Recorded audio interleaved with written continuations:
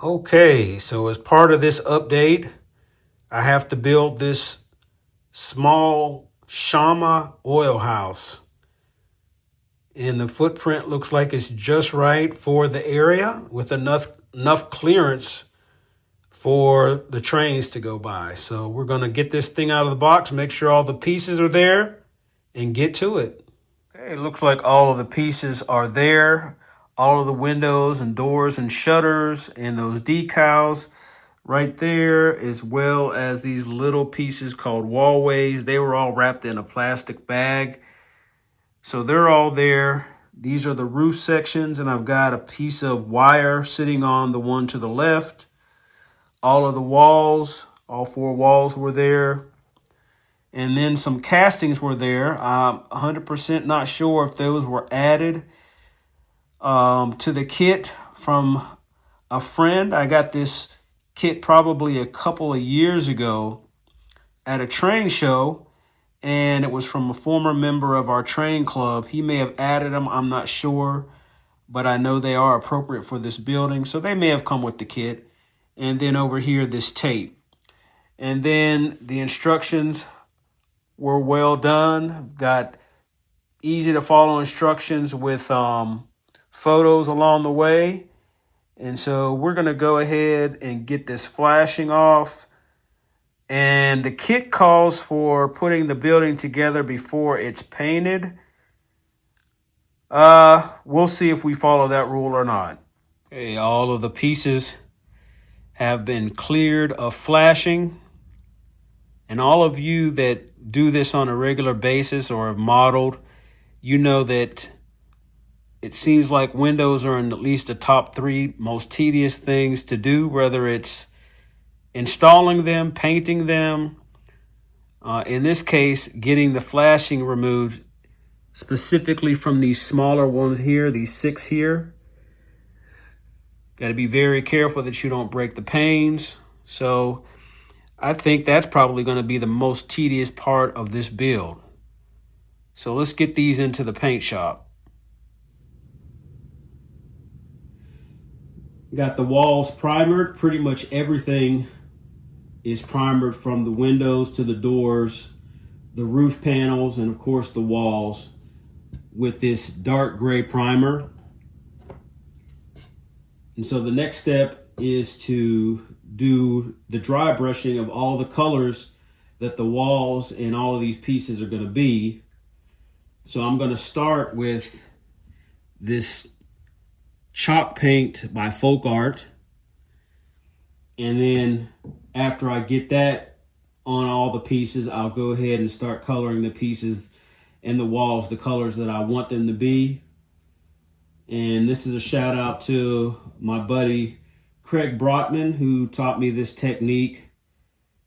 And he does great work with dioramas and structures and scenery to make the most realistic dioramas that that you can make. So I want to give a shout out to him. But I'm going to go ahead and move forward with doing this, and we'll come back and see what the results are.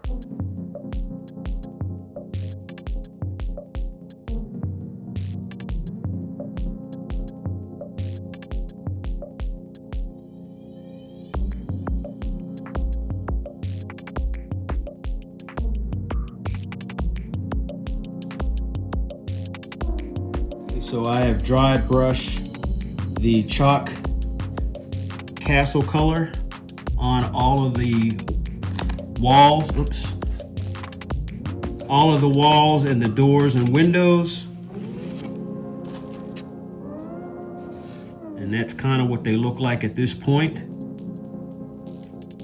So I'm going to go ahead and move forward and get some color on everything. And I'll come back and show you what that looks like.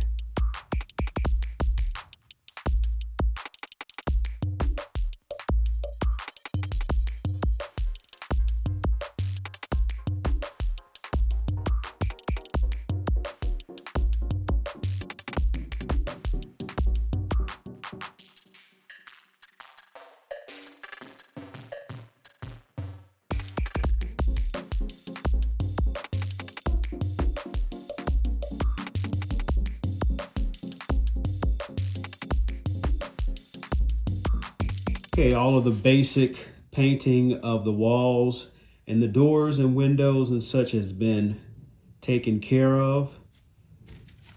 And this was all done with acrylic paints, a dry brushing on everything of the color that I wanted. And then on the walls, same difference, same thing. I probably used 5 different colors, 5 or 6 different colors related to the orange family, and dry brushed over this brickwork. And then I took a few and picked out a few of these bricks and painted those individually. It doesn't take a lot. Not really sure if you can see that. And then the base is a concrete. So at this point, we are ready to move to the next step. So let me keep this moving and I'll be right back. Okay, all the walls have been assembled. All of the walls have been painted and windows have been inserted. And I've started the weathering process with an oil wash. Some of these shutters call for some wire to be inserted so that they can be moved or opened and closed. Probably not going to use that feature, but I wanted to follow along with the instructions and just do that. So at this point, I did want to mention, I'm not sure what happened with this door. It's a little short. I'm actually going to go in my stash and see if I have one that fits it. But if not, we'll probably add a step or fill that in with some kind of vegetation or something like that. I'm not really sure if that was just put into the kit accidentally or by mistake, but I'm not going to let it stop me. So we're going to go ahead and move forward and get the building assembled.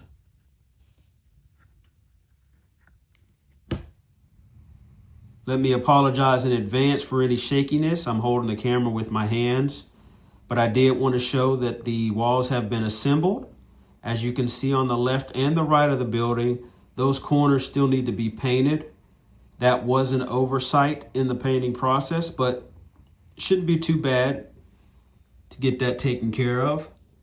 Special note with the interior, it does look a hot mess, and that is because around every door and window there was a significant gap, so I had to fill that in with putty, and that was after I had painted the interior a flat black spray paint. Just don't want any light leaking outside should I decide in the future to light the interior or add interior. And I also put some bracing in, even though the building doesn't call for it. That's for my own security and to help the building to be a little bit more rigid. In the front, I've drilled a hole above that door where I'm going to add a gooseneck lamp a la Norm Charbonneau, who I didn't realize had this building on his layout. And I saw a video and that is what he did. And I'm not ashamed to say that I'm going to emulate that, as he is definitely one of my idols when it comes to modeling. And on this side, I've drilled 2 holes that I'm going to stick some piping in. This particular structure is modeled after the Chama oil house in Chama, New Mexico, which was served by the Denver and Rio Grande Railroad. So even though my layout is representing an Eastern railroad, I do want to pay homage to that particular structure, and that's one detail that I'm going to add. So we're going to go ahead and move forward with this building, and I'll be back with the next step completed. We're about finished up on this one, and the thing I'm messing around with right now is if I really want to add mortar. So the decision has been made, and I'll be right back.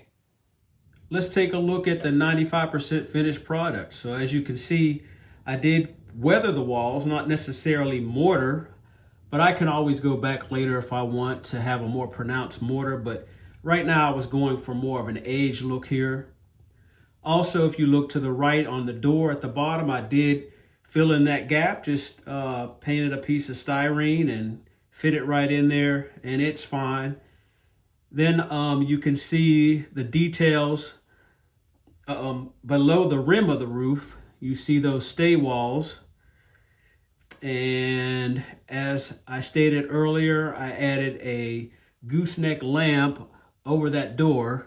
Originally, I had an O-scale version of the lamp there, but it stuck out so far it was actually hitting, or the trains were going to hit it. So I just moved it down to HO scale. As long as we got a light there, it'll be fine. And I think because of the size of this structure, that HO scale light will work out fine.